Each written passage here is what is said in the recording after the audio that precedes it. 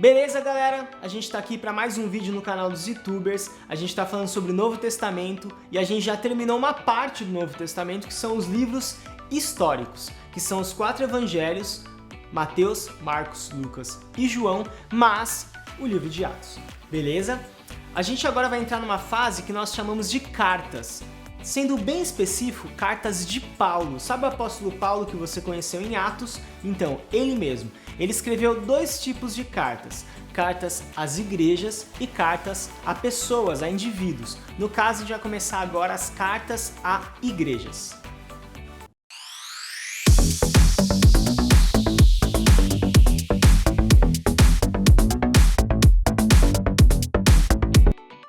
Hoje nós vamos estudar a carta de Romanos. Então eu posso resumir ela da seguinte forma: justificação pela fé. O evangelho de Jesus, ele transforma a vida das pessoas, tanto do judeu quanto do gentil que não é um judeu, por meio da confiança em Jesus.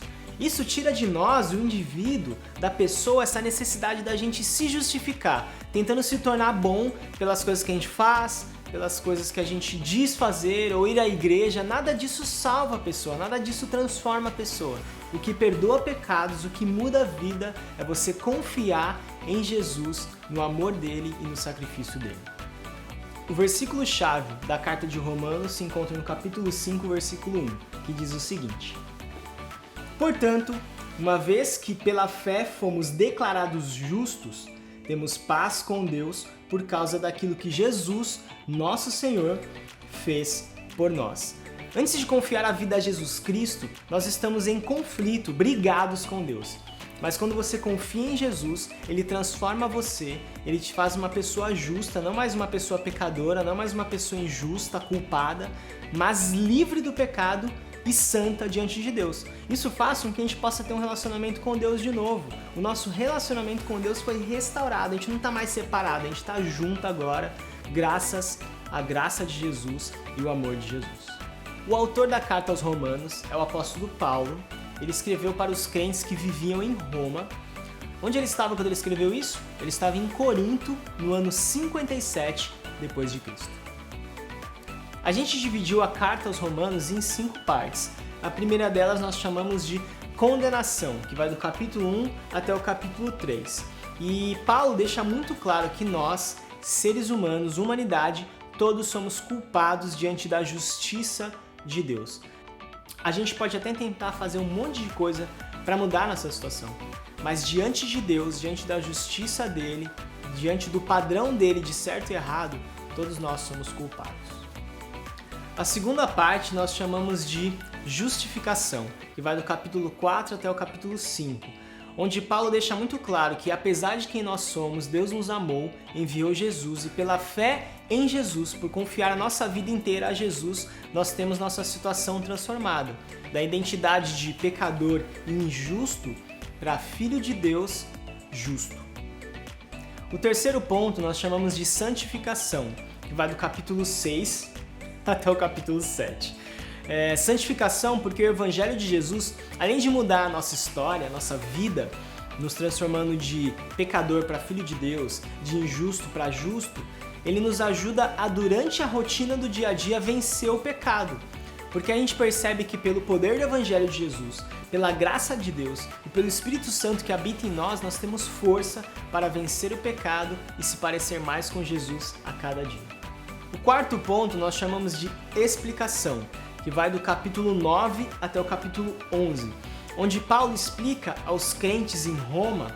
Alguns deles tinham contato com a religião judaica ou eram ex-judeus.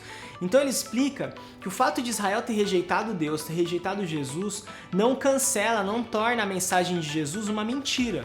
Na verdade, isso tudo acontece por causa da dureza do coração de Israel e que Deus vai tratar com eles em algum momento por causa disso, porque eles são o povo eleito, escolhido por Deus. E a gente não pode olhar para isso e achar que eles rejeitaram a Deus, então é uma mentira a verdade do Evangelho? Claro que não, porque a atitude deles é muito parecida com a nossa. Quando nós olhamos para Deus e dizemos: olha Deus, eu vou escolher o pecado porque eu quero, eu não quero seguir o seu plano. Isso continua mantendo o Evangelho uma verdade que transforma nossas vidas, mas por causa da dureza do nosso coração e por causa do pecado que a gente escolhe esse tipo de coisa.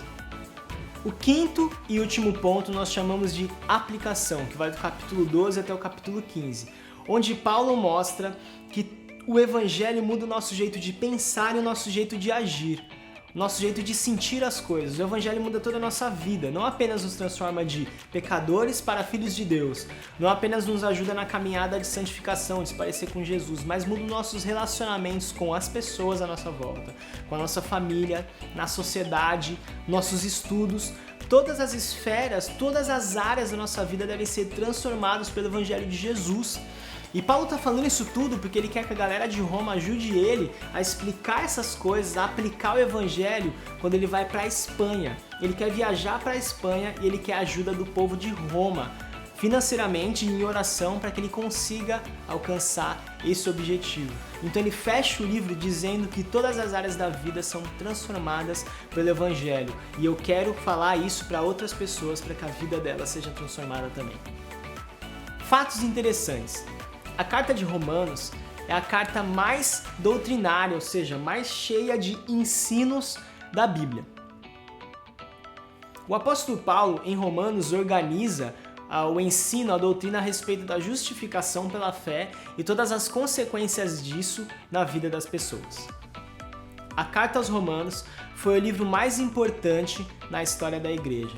Por exemplo, Martinho Lutero, quando ele leu Romanos capítulo 1, versículo 27, isso transformou a vida dele, porque ele teve um entendimento diferente e correto a respeito da fé, a respeito do Evangelho de Jesus. E a partir disso, gerou uma mudança grandiosa na história da igreja. Mais pesquisa. No capítulo 9 de Romanos, a gente vê Paulo escrever a respeito de um assunto que é super polêmico, que é a eleição. Lê o capítulo 9 e anota as coisas que você entendeu ou as dúvidas que você teve. E aí conversa comigo, me manda uma mensagem no WhatsApp, fala com o seu líder de grupo pequeno, fala com o seu pai, entre em contato comigo para a gente tirar todas essas dúvidas. Mas eu quero te instigar a ler e pensar um pouco sobre esse assunto. No capítulo 12 tem uma lista de dons. Quais são eles?